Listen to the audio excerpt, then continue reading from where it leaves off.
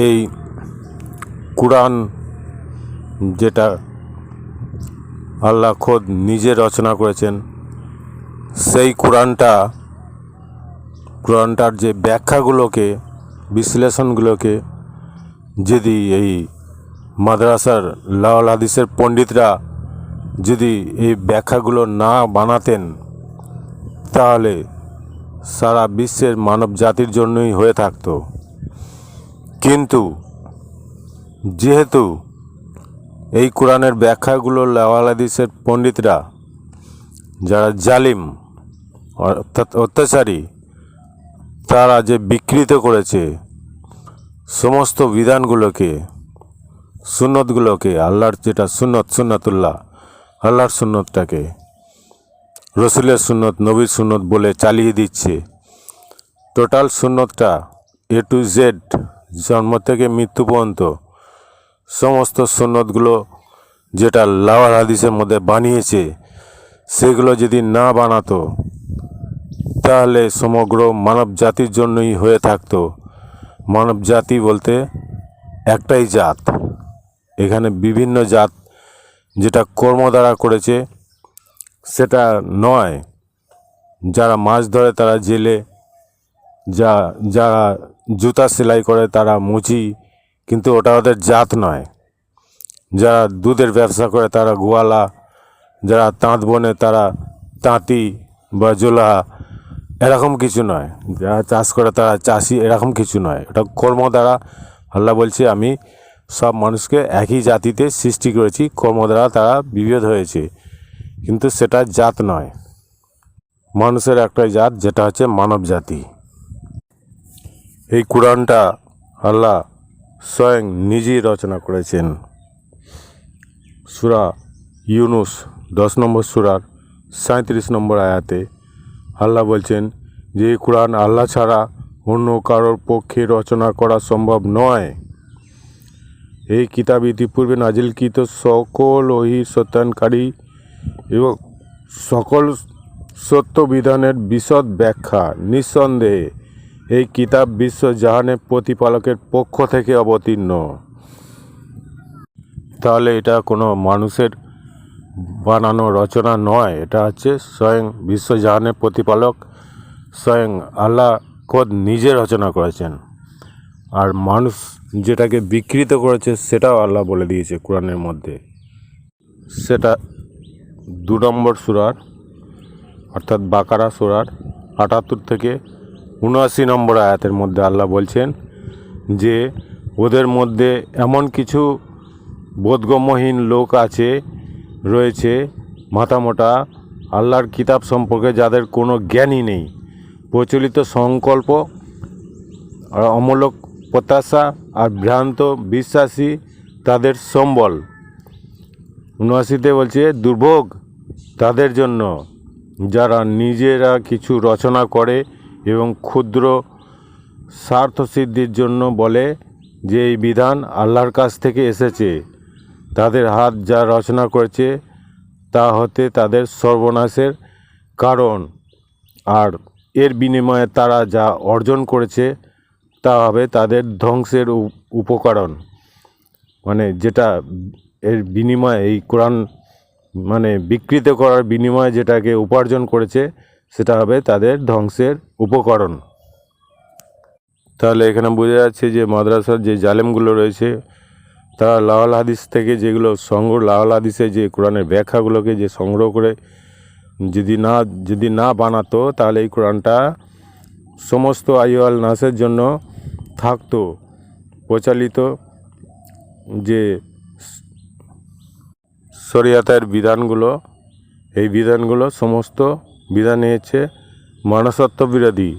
মানুষের সত্তা যেটা মনসত্ব অর্থাৎ মানুষের বিবেক বা মনুষ্যত্ব বিরোধী সম্পূর্ণ।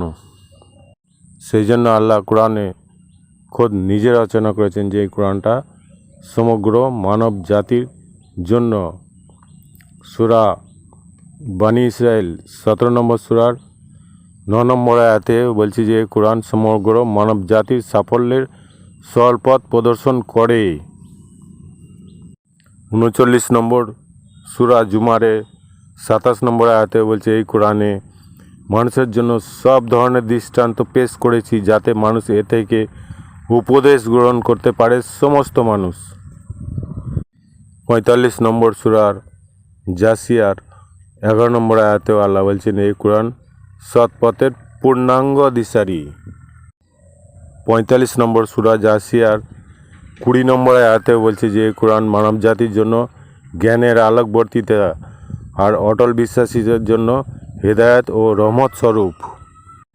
47 নম্বর সূরার মুহাম্মদ সেখানে 24 নম্বর আয়াতে বলছে এরপরও কি ওরা কোরআন নিয়ে গভীর ধ্যানে নিমগ্ন হয়ে তা অন্তরে ধারণ করবে না, নাকি তাদের মনের দরজা বন্ধ করেই রাখবে?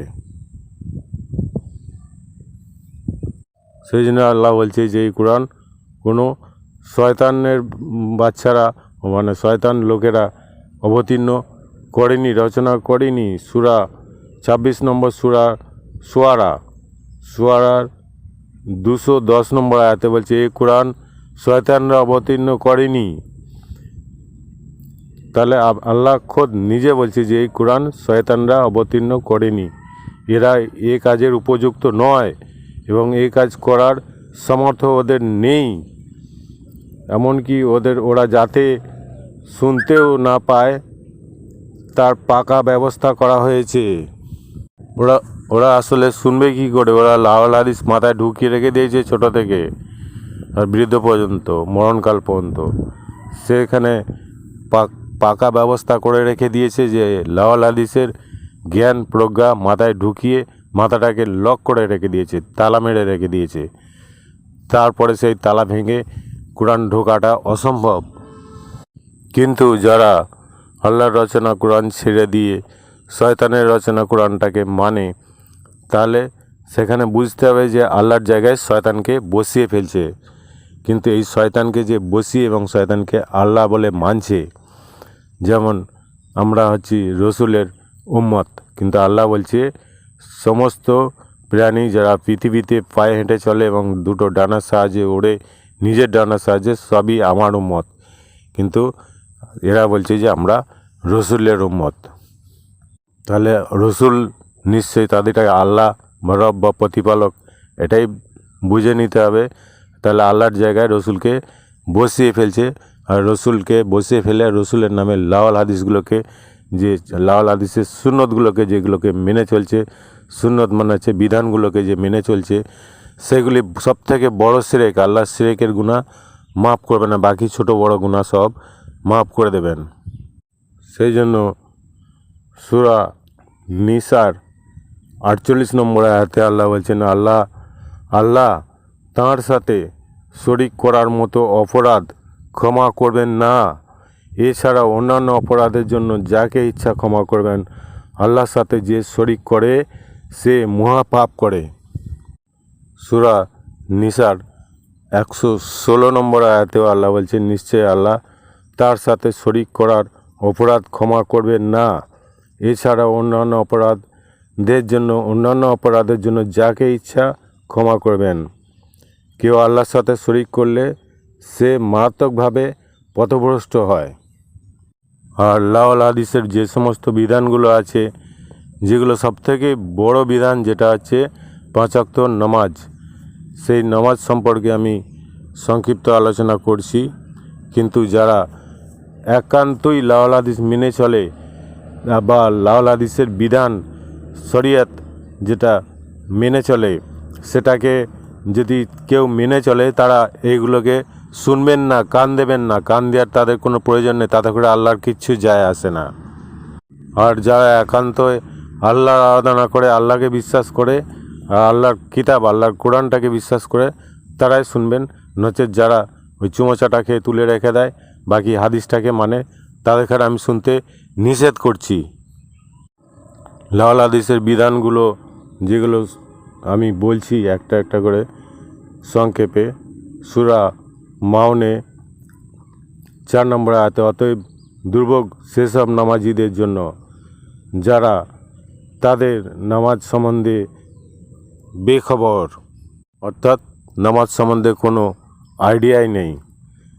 আর 6 নম্বরে বলছি যারা সেই নামাজটাকে লোক দেখানোর জন্য নামাজ পড়ে, লোক দেখানোর জন্য, লোককে দেখানোর জন্য নামাজ পড়ে, সেটা সূরা মাউন 4 থেকে 6-এর মধ্যে। তওবা সূরার 54 নম্বর আয়াতেও আল্লাহ বলছেন যে তারা নামাজে আসে অলসতার সাথে, সময় ব্যয় করে সংকুচিত মনে। তাহলে তারা নামাজে আসে অলসতার সাথে আর সংকুচিত মনে সময় ব্যয় করতে আসে, এটা তওবা 54 নম্বর আয়াতে। আর নিসা সূরা নিসার 142 নম্বরে বলছে অবশ্যই মুনাফিকরা প্রতারণা করছে আল্লাহর সাথে। মুনাফিকরা আল্লাহর সাথে প্রতারণা করে, অথচ তারা নিজেরাই নিজেদের প্রতি প্রতারিত করে, নিজেদেরকে প্রতারিত করে। বস্তুত তারা যখন নামাজে দাঁড়ায় তখন দাঁড়ায় একান্ত শিথিলভাবে লোক দেখানোর জন্য। তারা আল্লাহকে অল্পই স্মরণ করে, কিন্তু কাকে স্মরণ করে? লাওয়াল হাদিসের যে রচনা করেছে তাকে স্মরণ করে। তাহলে এই কোরআন আল্লাহ ছাড়া অন্য কারোর পক্ষে রচনা করা সম্ভব নয়। 10 নম্বর সূরার 37 নম্বর আয়াতে আল্লাহ বলছেন এই কোরআন আল্লাহ ছাড়া অন্য কারোর পক্ষে রচনা করা সম্ভব নয়। তাহলে এটা তারপরেও যারা রচনা করেছে সেটাও আল্লাহ বলে দিয়েছে। সূরা বাকারার 78 থেকে 79 নম্বর আয়াতের মধ্যে বলছে ওদের মধ্যে কিছু বোধগম্যহীন লোক আছে, তারা কিতাব সম্পর্কে কোনো জ্ঞানই নেই, প্রচলিত সংস্কার, অমূলক প্রত্যাশা আর ভ্রান্ত বিশ্বাসী ওদের সম্বল।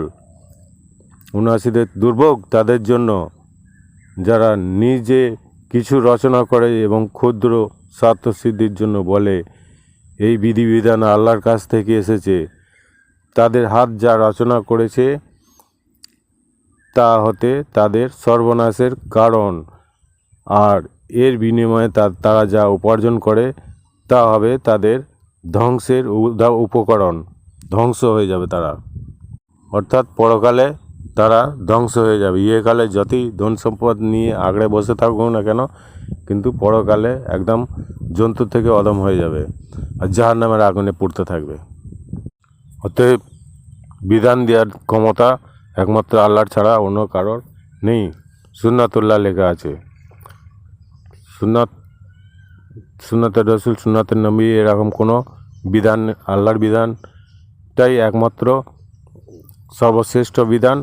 আর যেটা সূরা বাকারায় প্রথমেই লেখা আছে আলিফ লাম মিম যালিকাল কিতাবুল লা রাইবা ফিহি হুদাল লিল মুত্তাকিন, অর্থাৎ এই কিতাবের মধ্যে কোনো সন্দেহের অবকাশ নেই। কিন্তু অন্য কোনো লাওয়াল হাদিসের মধ্যে এই কথাটা লেখা নেই। যত হাজার হাজার লক্ষ লক্ষ লাওয়াল হাদিস থাক না কেন, তার মধ্যে এই কথাটা যালিকাল কিতাবুল লা রাইবা ফিহি, এই কথাটা কোথাও লেখা পাওয়া যাবে না, আর কোথাও লেখার সাহসও হবে না কারোর। হুদাল লিল মুত্তাকিন, হুদা মানে কি? পথ নির্দেশ করে, সত্য পথ, আল্লাহর পথ। আল্লাহর মানে যে নির্দেশ করেছে যে সত্য পথ, যে পথে চললে মানুষ ইহকাল এবং পরকালে উভয়কালই ভালো থাকবে, সুখে থাকবে, শান্তিতে থাকবে, সে হচ্ছে হুদা। সে পথ নির্দেশ করে, সেটা হচ্ছে সেই কিতাব যেটা বলছে আলিফ লাম মিম যালিকাল কিতাব। সেই কিতাব পথ প্রদর্শক করে কাদের খাড়ে? হুদাল লিল মুত্তাকিন, যারা মুত্তাকিন আল্লাহকে ভয় করে চলে তাদের খাড়ে শুধুমাত্র। আর যারা আল্লাহকে ভয় করে চলে না তাদের জন্য নয়, তারা যেন এই ভিডিওটা না শোনে, আমি বারণ করছি, নিষেধ করছি। শুনলে পরে তারা জয়গুরু বলে বসে থাকবে। আর যারা এই শিক্ষা প্রতিষ্ঠানটাকে জয়গুরুর দল বলে, তারা ডাইরেক্ট আল্লাহকে জয়গুরু বলছে। এটা যেন তাদের হুঁশ থাকা দরকার যে আল্লাহকে জয়গুরু বলা মানে মহাপাপ। কারণ কোরআন শিক্ষা আল্লাহ স্বয়ং নিজেই দেন, সেই জন্য বলছি। এটা আপনি 55 নম্বর সূরা আর রহমানে পেয়ে যাবেন। সেখানে আল্লাহ বলছে পরম দয়াময় আল্লাহ তিনি কোরআন শিক্ষা দিয়েছেন। তাহলে পরম দয়াময় আল্লাহ তিনি কোরআন শিক্ষা দিয়েছেন, তাহলে জয়গুরু বললে আল্লাহকে বলা হয়ে যাচ্ছে। আর আমি তো কোনো কোরআনের বাইরে থেকে কোনো কথা বলি না বা বলিনি বা বলছি না। এইগুলো খেয়াল করে রাখতে হবে যে প্রত্যেকটা আয়াত ধরে ধরে বলছি আমি। এরপরেও আল্লাহ যেটুকু আমাকে শিক্ষা দিয়েছেন, আমার জ্ঞানের মধ্যে ঢেলে দিয়েছেন, সেখান থেকে আমি বলছি যে আল্লাহ জয়গুরু নয়, আর আমিও জয়গুরু নয়। আমি আল্লাহকে জয়গুরু বলবো কেউ যদি বলে, সে এগুলোকে নিয়ে ঠাট্টা বিদ্রুপ করছে। এই ঠাট্টা বিদ্রুপের কথাটাও আল্লাহ সূরা লোকমানের 6 নম্বর আয়াতে বলছে যে এক শ্রেণীর লোক আছে যারা মানুষকে আল্লাহর পথ থেকে গুমরাহ করার উদ্দেশ্যে লাওয়াল হাদিস সংগ্রহ করে অন্ধভাবে এবং ওই আল্লাহর কোরআনটাকে নিয়ে ঠাট্টা বিদ্রুপ করে। ওদের জন্য রয়েছে অবমাননাকর শাস্তি। তাহলে ঠাট্টা বিদ্রুপও যারা করছে তাদের জন্য অবমাননাকর শাস্তি রয়েছে। অতএব সাবধান, যে ঠাট্টা বিদ্রুপ থেকে বিরত থাকার জন্য বলছি আমি। আর যদি না থাকে তাহলে সে কঠিন শাস্তিতে পতিত হবে, আল্লাহ তাকে ঠ্যাং ধরে জাহান্নামে দিয়ে দেবে। আল্লাহ কোরআনের মধ্যে বলি দিয়েছেন, মস্তকের সম্মুখের চুলের গুচ্ছ ধরে আর পা ধরে হিঁচড়াতে হিঁচড়াতে জাহান্নামের দিকে নিক্ষেপ করা হবে। এটা আলাক সূরার 15 নম্বর আয়াতে আছে। আরও একটা সূরা আছে 55 নম্বর, সূরা আর রহমান 41 নম্বর আয়াতেও সে একই কথা বলছে। পাপের নিমজ্জিতদের চেহারায় বলে দেবে যে তাদের অবস্থা, তাদের চুলের ঝুঁটি ও পা ধরে টেনে হিঁচড়ে পাকড়ায় করে নিয়ে আসা হবে। তাহলে সাবধান করে দিতে আমি আপনাদের নির্দেশ দিচ্ছি। সাবধান করার জন্য আমি যে কোরআনের বাণীগুলো আমি যে পৌঁছে দিচ্ছি আপনাদের কাছে, আপনারা এরপরও যদি না সাবধান হন, লাওয়াল হাদিসের সুন্নতগুলোকে মেনে চলেন, লাওয়াল হাদিসের বিধানগুলোকে মেনে চলেন, তাহলে জাহান্নামে পা ধরে আর ওই চুলের ঝুঁটি ধরে নিয়ে আল্লাহ বলছে আমি তাদের জাহান্নামের আগুনের সঙ্গে সংযোগ করে দেবো। তাহলে এবার বুঝতে হবে জিনিসটা, যে কোরআন হচ্ছে সারা বিশ্বের মানব জাতির জন্য, কিন্তু কোরআনের যে বিশ্লেষণ ব্যাখ্যা যেটাকে হাদিস বলছে, ওটা তো আহসানাল হাদিস নয়, ওটা হচ্ছে লাওয়াল হাদিস। অর্থাৎ যে হাদিসের মধ্যে আল্লাহ নেই সেটা হচ্ছে লাওয়াল হাদিস। সেই লাওয়াল হাদিসের টোটাল বিধানগুলোকেই সমস্ত মুসলিম জাতের মানবরা মেনে চলেছে। কিন্তু এই মেনে চলাটা যে কত বড় অপরাধ, টোটাল সুন্নতগুলোকে, টোটাল বিধানগুলোকে মানাটা, জন্ম থেকে সাত খাওয়ানো থেকে শুরু হলো, আকিকার আগে হচ্ছে তাকে কানে আজান দেওয়া, তারপরে 5 ওয়াক্ত নামাজ পড়তে নিয়ে যাওয়া, তারপরে তার খতনা করা, তারপরে তাকে মানে বিভিন্ন ধরনের ঈদ উৎসব, ঈদ উল ফিতর, তারপরে ঈদ উল আজহা যেটা বকরিদ বলা হয়, এসব নিয়মকানুনগুলো যেগুলো মানছে, হজের বিষয়টা আমি পরের ভিডিওতে ইনশাআল্লাহ তাআলা আল্লাহ যদি রাজি থাকে আমি বলবো যে ওটা কীভাবে লাওয়াল হাদিসের পণ্ডিতরা বিকৃত করেছে, যে অ্যাকচুয়ালি পাথর পূজারই হজ।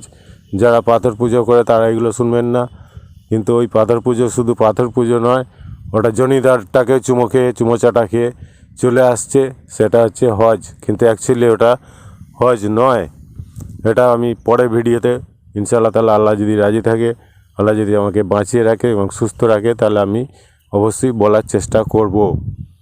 আর যেটুকু বললাম ওটুকু বিধান মেনে চলতে পারলে তাহলে আল্লাহ অনন্তকাল আপনাকে জান্নাতবাসী রাখবে, আর সবাইকেই জান্নাতবাসী রাখবে। আর যদি না মেনে চলতে পারেন তাহলে অনন্তকাল জাহান্নামবাসী হয়ে থাকবে। আল্লাহ তো বলেই দিয়েছে যে আমাকে যে শরিক করে, আমার বদলে যদি অন্য কাউকে বসিয়ে নেয়, কিতাবের রচনাকারী বলে যে সে রচনা করেছে কিতাব, সেটা যে আল্লাহ, যেটা লাওয়াল হাদিস, যেটা আল্লাহ স্বয়ং নিজে রচনা করেনি, সে হাদিসের বিধানগুলোকে মানছে, টোটাল বিধানগুলোকেই মানছে। যে যদি না মানতো তাহলে সমস্ত জাতের লোকেদের জন্য এই কোরআনটা হতো হুদা, পথ নির্দেশক, আর সমস্ত জাতের লোকেরাই এই হুদাটাকে, এই কিতাবটাকে, আলিফ লাম মিম জালিকাল কিতাবুল্লাহ রাইবা ফিহি হুদাল লিল মুত্তাকিন, এই কিতাবটাকে সব জাতের লোকেরা মানতো, সব জাতের সমস্ত কর্ম অনুযায়ী জাত না, ওটা কর্ম অনুযায়ী বিভেদ সৃষ্টি করেছে। সেই বিভেদ সৃষ্টির লোকেরা সবাই মানতো, কিন্তু মানুষ তো একটাই জাত, কিন্তু তারা মানছে না কেন? এই জন্যই মানছে না যে 5 ওয়াক্ত নামাজ কী করে হয়, ফালতু সময় নষ্ট করা। আল্লাহ তো বলছে অসার কর্ম থেকে বিরত থাকো, আর অসার বাক্য থেকে বিরত থাকার কথা বলছে। নেশাগ্রস্ত অবস্থায় নামাজের কাছে যেও না, ধারে কাছে যেতে নিষেধ করছে, তাতে করে কি বলছে বুঝতে অসুবিধে না হয়। তাহলে ওই যদি আরবি ভাষাতেই বলে, কে বুঝছে? কেউ কোনো মুসল্লি বুঝতে পারে? কিছুই বুঝতে পারে না। তো এইগুলো ফালতু অসার কর্ম। এবার আকিকা করা, এটা একটা দুটো তিনটে যে ছাগল হত্যা করছে, সেটাও একটা অসার কর্ম, ওটা হত্যা নিষিদ্ধ।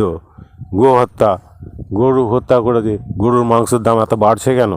পোলট্রির থেকে গরুর মাংসের দামটা বেড়ে যাচ্ছে, খাচ্ছে বলেই তো বাড়ছে। তাহলে যদি না খেত তাহলে বাড়তো না। মৃত জন্তু খাওয়ার নিষেধ। জবাই করার পর কি জীবিত থাকে নাকি? ওটা কোনো দিনই জীবিত থাকে না। সে কি ঘুরে ঘাস খাবে? কোনো দিনই ঘাস খেতে পারবে না। তাহলে মৃত জন্তু খাওয়া নিষেধ, তারপরেও খাচ্ছে কীভাবে এইগুলো? আল্লাহ তো বলছে আমি প্রাণ দিয়েছি, আমি তার মেয়াদ, যখন শাস্তির মেয়াদ শেষ হয়ে যাবে, আমি আমার বান্দাকে সেখান থেকে রেহাই দেবো। বান্দা বলছে ওটা। তাহলে তোমরা কি আল্লাহ হয়ে যাচ্ছে নাকি যে তাকে রেহাই দিচ্ছ? গলায় ছুরি চালিয়ে, পায়ে হাতে দড়ি বেঁধে জোর জবরদস্তি তার গলা কেটে দিচ্ছ। তারপরে সে তো বাঁচার চেষ্টা করে, কিন্তু তাকে ছাড়ে না। তারপরে বিভিন্ন ধরনের যে সমস্ত যে শরীয়তের যে বিধানগুলো মানছে, এই হজ করতে যাওয়া, সেখানে লেখা আছে गैर मुस्लिमों को মানা হয়। তাহলে गैर मुस्लिमों को এর আগে লিখেছিল কাফিরও को আনা, अंदर প্রবেশ করনা, अंदर দাখিল হোনা মানা হয় गैर কাফিরও को। তাহলে কি সবাই কাফের নাকি? মুসলমান ছাড়া কাফের নয়। তখন ওরা যখন বললো, তখন ইহুদিরা খ্রিস্টানরা যখন বললো আমরা কি কাফের, তারপরে ওটা লেখাটা চেঞ্জ করে দিল। তখন চেঞ্জ করার পরে কী করলো, गैर मुस्लिमों को আনা মানা হয়। তাহলে গ্যার মুসলিম মানে কি? এগুলো তো মানে একদমই বাজে জঘন্য ধারণা। মুসলিম শব্দের অর্থটা কি আগে বুঝতে হবে। মুসলমান হচ্ছে আত্মসমর্পণকারী। আত্মকে সমর্পণ কোথায় করবে? যে পথ নির্দেশ করবে হুদা, সেই হুদা যার জ্ঞান আছে, যার মধ্যে কোরআনের জ্ঞান আছে, তাকে সমর্পণ করে দিতে হবে। সে পথ নির্দেশ করবে, তার কাছে আল্লাহ জ্ঞান তার অন্তরে ঢেলে দিয়েছে। সেই জ্ঞান অনুযায়ী যে চলবে, সে হচ্ছে মোত্তাকিম, আল্লাহকে ভয় করে চলবে তাদের জন্য। কিন্তু এগুলো কি হচ্ছে? এগুলো শয়তানি কাজ হচ্ছে, এগুলো জঘন্য শয়তানি কাজ। এই কাজ থেকে বিরত থাকার জন্য আমি আপনাদেরকে নিষেধ করছি। যদি খারাপ লাগে তাহলে শোনারও কোনো দরকার নেই, মানানো কোনো দরকার নেই। যেটা মানছেন ওটাই মানুন, আর যেটা শুনছেন ওটাই শুনুন। যারা কোনো প্রতিদান নিচ্ছে না তাদের কাছে শুনতে বলছে। আমি তো কোনো প্রতিদান চাইছি না রে বাবা, কিন্তু যারা প্রতিদান নিচ্ছে, গাদা টাকা অ্যাডভান্স টাকা নিয়ে এসছে, জলসা করে ফতোয়া দিয়ে চলে যাচ্ছে, টাকা পকেটে ভর্তি করে নিয়ে রাতারাতি চলে যাচ্ছে গাড়ি চেপে, এসি গাড়ি চেপে, তাদের প্রতিদান নিচ্ছে আর তোমরা তাদের পকেটে ঢুকাচ্ছ। তাহলে নেওয়া দেওয়া দুটোই হারাম, আর সেই শোনাটাও হারাম। কিন্তু সেগুলোই শুনছে, সেগুলোই মানছে, আর সেখানেই টাকা ঢালছে। তাহলে সেখানে কোনো যুক্তি পরামর্শ নিতে গেলে একটা মুফতির কাছে সেও পয়সা চাইবে, বিনা পয়সা সে কোনো যুক্তি ফতোয়া দেবে না। সেখানেও সারা পয়সা ঢেলে দিয়ে চলে আসছে। সে কিসের ফতোয়া দেবে? লাওয়াল হাদিসের ফতোয়া দেবে, যে ফতোয়া নিয়ে তুমি জাহান্নামে প্রবেশ করবে। জাহান্নামের জারিয়া সেই মাধ্যমে প্রবেশ করছে তাদের সেই মুফতির ফতোয়া শুনে। আমার ভিডিও প্রায় 24 মিনিট পার হতে যাচ্ছে। আমি আমার বক্তব্য এখানে শেষ করছি। আল্লাহ সবাইকে সুমতি দিক, আর আল্লাহর পথ অনুযায়ী চলুক। নির্দেশিত পথ আল্লাহর যেটা, সেটা কোরআন, যেটা হচ্ছে হাজাল হাদিস, সেটা হচ্ছে এটি একমাত্র হাদিস কোরআনের মধ্যে রচনা হচ্ছে সেটাই। কিন্তু লাওয়াল হাদিস যেন না মানে, এটাই আমি নিষেধ করছি। আর আল্লাহ সবাইকে সুমতি দিক। আল্লাহ হাফিজ।